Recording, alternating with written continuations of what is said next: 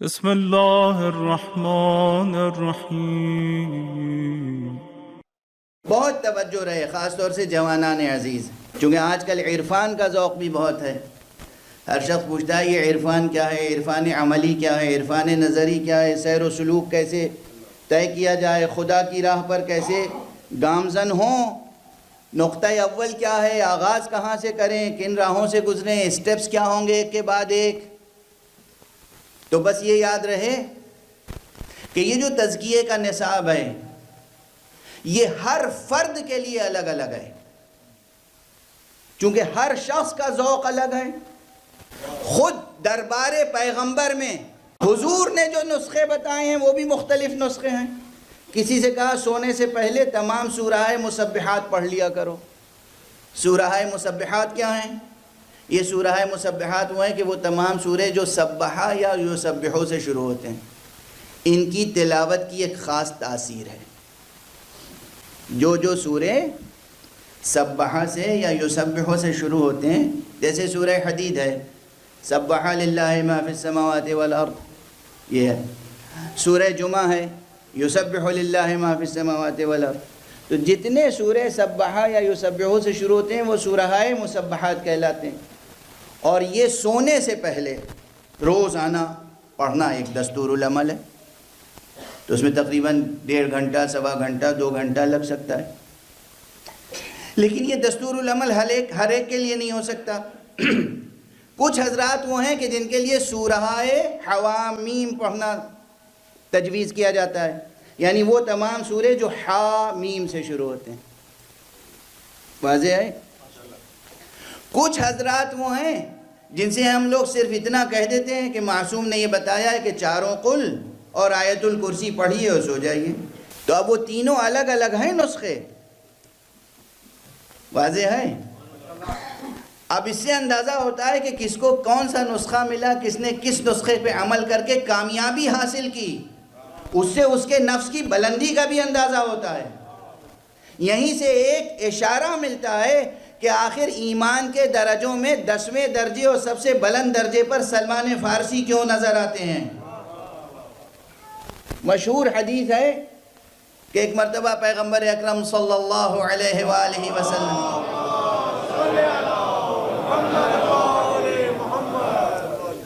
نے ارشاد فرمایا کہ تم میں سے کون ہے جو ہمیشہ روزے رکھتا ہے؟ تم میں سے کون ہے جو ہر شب پورا قرآن ختم کر کے سوتا ہے؟ تم میں سے کون ہے جو ہمیشہ تمام رات عبادت کرتا ہے، نمازیں پڑھتا ہے؟ اب روایت میں تو یہی ہے کہ ایک ہاتھ بلند ہوا بس۔ اب مکمل تعداد کتنی ہے وہ تو کتابوں میں ہے۔ کیا خوبصورت لفظ آپ نے کہا ہے، مکمل تعداد تو یہی سمجھ لیجئے کہ بے شمار ہے، لیکن ایک ہاتھ اٹھا اور وہ جناب سلمان فارسی کا کہا یا رسول اللہ میں ہمیشہ روزے رکھتا ہوں اور رات بھر عبادت کرتا ہوں اور قرآن ختم کیے بغیر نہیں سوتا ہوں۔ ذرا دیکھیے، جیسے ہی جناب سلمان فارسی نے کہا ویسے ہی کچھ کمزور طبیعت کے لوگ تھے۔ کمزور طبیعت تو ذرا ہلکا لفظ ہے، مگر اب ممبر پہ اس کے علاوہ ہم کہہ بھی کیا سکتے ہیں۔ یہ پہلے ہی دن میں نے عرض کیا ہے کہ بھئی زبان کا ایک معیار ہوتا ہے، وہ معیار ہمیشہ محفوظ رکھنا چاہیے۔ اہل بیت کے چاہنے والوں کی شان یہ ہے کہ ان کا کردار بھی پاک ہوتا ہے، ان کی زبان بھی پاک ہوتی ہے۔ یہ جملہ یاد رکھیے، آیت تطہیر پڑھنے والوں کی زبان بھی پاک ہونی چاہیے۔ اور اسی لیے ہم لوگ دشمنوں کو فحش گالیاں نہیں بکتے، صرف لعنت کرتے ہیں، اس لیے کہ لعنت وہ لفظ ہے جو قرآنی لفظ ہے۔ لعنت کے معنی ہے، لعنت کا معنی بالکل صلوات کے اپوزٹ ہیں۔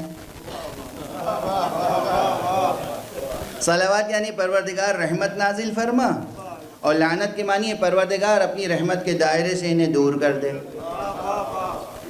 اب اتنا بھی نہ کہیں تو اور کیا کہیں گے۔ تو بہرحال بات تو میں کہہ رہا تھا کہ کچھ لوگ مجمع میں کمزور بھی تھے، اور کمزوری کی پہچان کیا ہوتی ہے؟ علمی کمزوری ہو یا عملی، کردار کی کمزوری ہو یا گفتار کی، جو کمزور ہوتا ہے وہ چین سے بیٹھتا نہیں، جو عالم ہوتا ہے، جو باکردار ہوتا ہے، عموماً خاموش ہوتا ہے، جب تک بطور خاص اس سے پوچھا نہ جائے وہ لب کشائی نہیں کرتا، جب تک بطور خاص اس کے لیے ممبر سجایا نہ جائے وہ اس وقت تک خطاب نہیں کرتا۔ تو اور جاہل کی کیفیت یہ ہے کہ وہ بہرحال اسے جستجو ہوتی ہے، کسی کا بھی ممبر ہو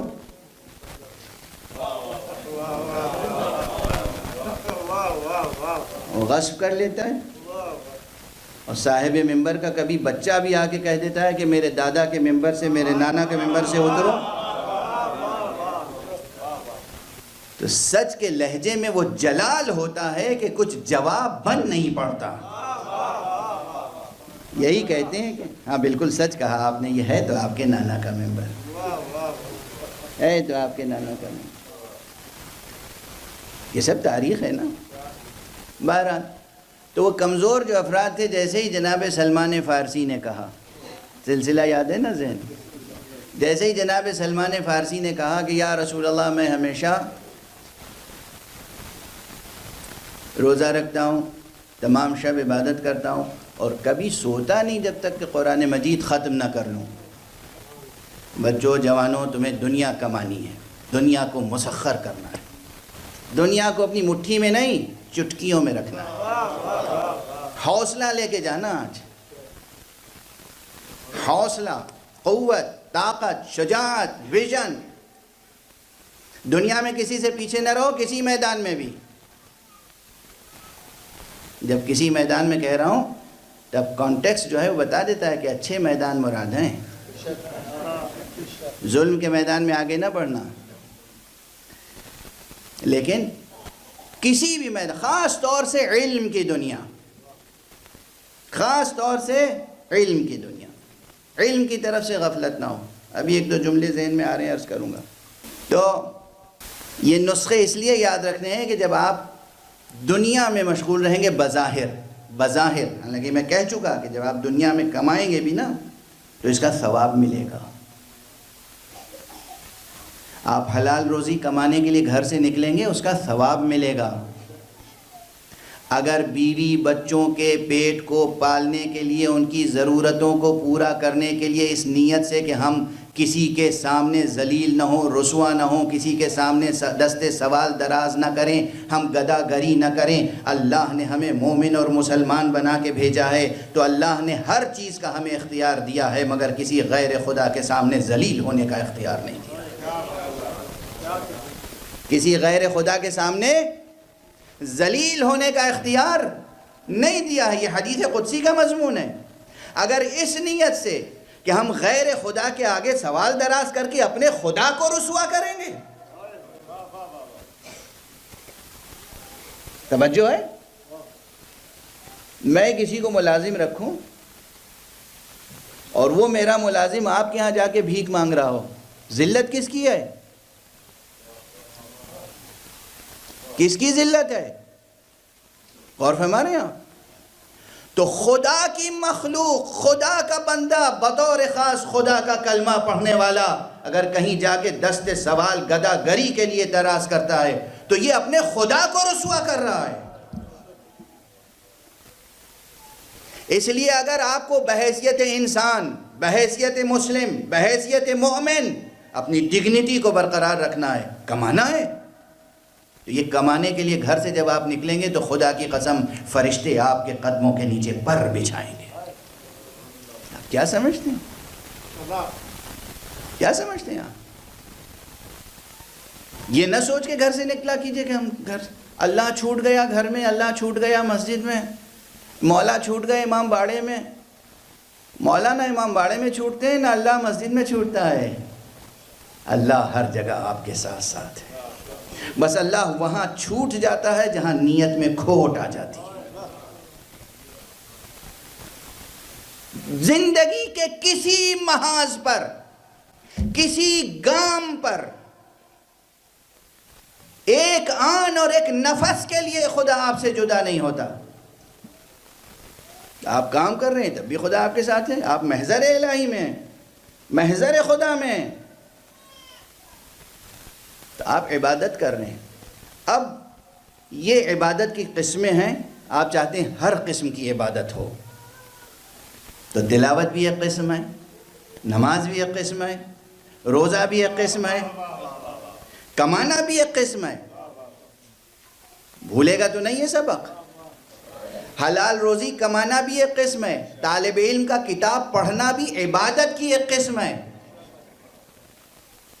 کتاب پڑھنا، جس بچے کو فزکس میں پی ایچ ڈی کرنی ہے اسے فزکس کی کتابیں پڑھنا بھی عبادت ہے، اور اس کا ثواب ہے، اس کا ثواب ہے، میں اعلان کر رہا ہوں ثواب ہے۔ دنیا کی کسی بھی برانچ آف نالج میں آپ جائیں، قربتاً اللہ علم حاصل کریں، آپ کو اس کا ثواب ملے گا۔ زندگی کا ذرا نقطہ نظر واضح ہونا چاہیے۔ اب جب آپ نے پڑھ کے، لکھ کے، تھک کے، ہار کے، جاب کر کے گھر آئے، اب کوئی کہے الحمد سے لے کے والناس تک پورا قرآن ختم کیجئے، پاسبل نہیں ہے، ٹھیک ہے نا؟ لیکن آپ کا دل چاہتا ہے کہ پورا قرآن ختم کر کے سوئیں، تو کوئی راستہ ہے یا نہیں؟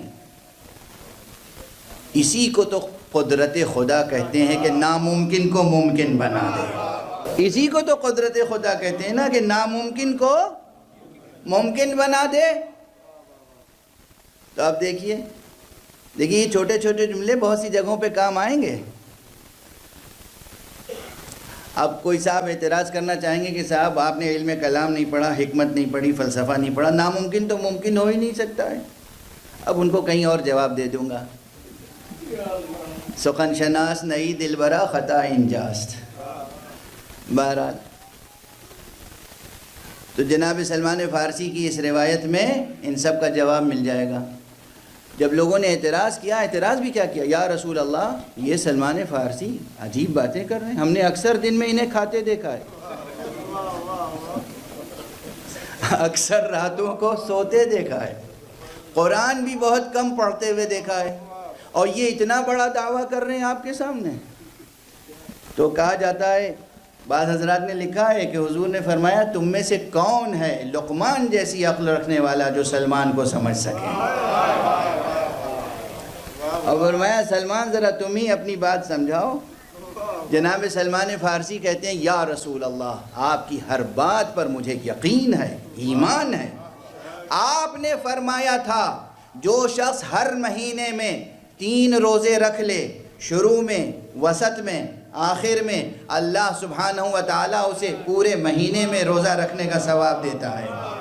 جب سے آپ سے سنا ہے میں اس پہ عمل کرتا ہوں، اس کے معنی میں ہمیشہ روزہ رکھتا ہوں۔ آپ نے فرمایا تھا کہ جو شخص وضو کر کے سوئے رات بھر اسے نماز پڑھنے کا، عبادت کرنے کا ثواب ملتا ہے۔ جب سے آپ سے سنا ہے میں اس پر کاربند ہوں، پابند ہوں، اس لیے میں وضو کر کے سوتا ہوں، مجھے یقین ہے رات بھر عبادت کرتا ہوں۔ یا رسول اللہ آپ سے میں نے سنا ہے، آپ نے فرمایا ہے کہ جو شخص 3 مرتبہ قل ہو اللہ کا سورہ پڑھ لے اللہ اسے پورا قرآن ختم کرنے کا ثواب عطا کرتا ہے۔ جب سے آپ سے سنا ہے میں اس پہ عمل کرتا ہوں، اس لیے کہہ رہا ہوں قرآن ختم کیے بغیر نہیں سوتا۔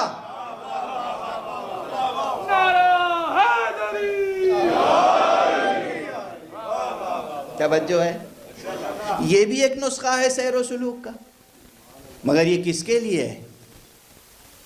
یہ اس بلند نفس انسان کے لیے ہے جس کے ہاں سب سے پہلے تو یقین ہو مصطفیٰ پر، اور علم کا پایہ اتنا بلند ہو کہ اس کا موازنہ لقمان سے کیا جا سکے۔ صلوات پڑھ دیجئے محمد و آل محمد۔ کہ یہ جو صلوات پڑھنے کے لیے ہمیں حکم دیا گیا، حقیقت صلوات کچھ اور ہے، وہ میں کئی جگہ پڑھ چکا ہوں اس لیے بار بار دہرانا چاہتا نہیں، اگرچہ بعض چیزیں ایسی ہوتی ہیں کہ جنہیں بار بار دہرانا پڑتا ہے تاکہ نسلاً بعد نسل وہ آگے بڑھتی چلی جائیں۔ صلوات کی حقیقت کچھ اور ہے۔ یہ صلوات جو ہم محمد و آل محمد پہ بھیجتے ہیں، اللہم صل علی محمد و آل محمد، اس کی حقیقت کچھ اور ہے۔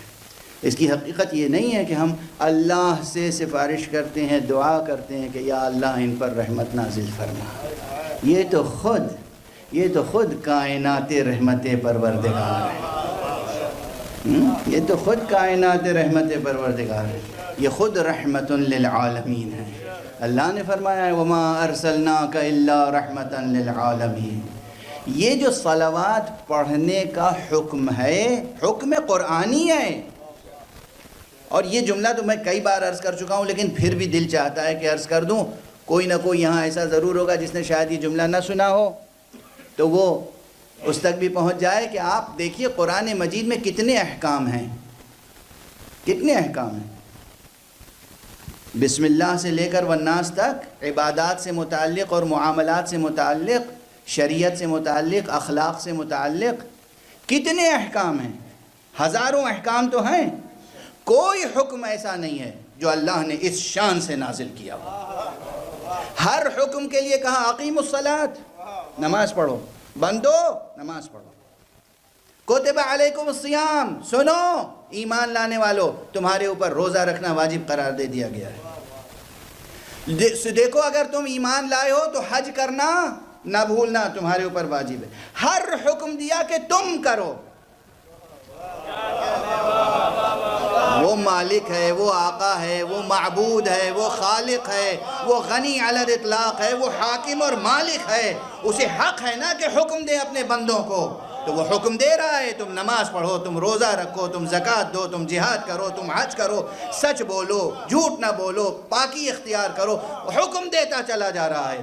ایک حکم ایسا ہے جو انتہائی محبت اور شفقت سے کہتا ہے دیکھو سنو میں یہ عمل کرتا ہوں۔